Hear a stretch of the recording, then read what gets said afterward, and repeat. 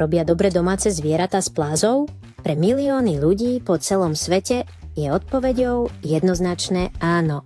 V USA sa odhaduje, že približne 6 miliónov domácností má domáce zvieratá plazov. Po Veľkej Británii je chovaných približne 8 miliónov 800 000 plazov. Tak čo je na plazoch také atraktívne, že si získali takú popularitu? Už plazy netreba vodiť na prechádzku 2 alebo 3 krát denne, takže sú skvelé pre ľudí so zaneprázdneným životom. A plazy nie sú pravidelne púšťané von, takže neprídu do styku s poraneniami v bojoch s rivalmi alebo nehodami na ceste. A nebudú zabíjať miestnu divočinu a prinášať domov svoje trofeje.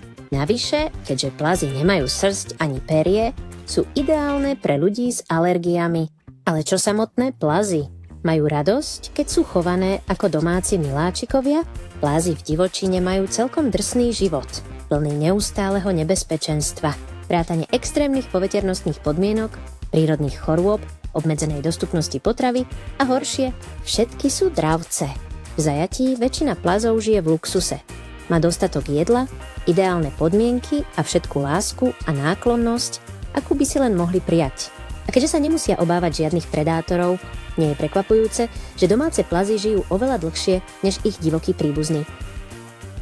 Takže áno, plazy sú skvelými domácimi zvieratami a preto ich čoraz viac ľudí chová každý rok.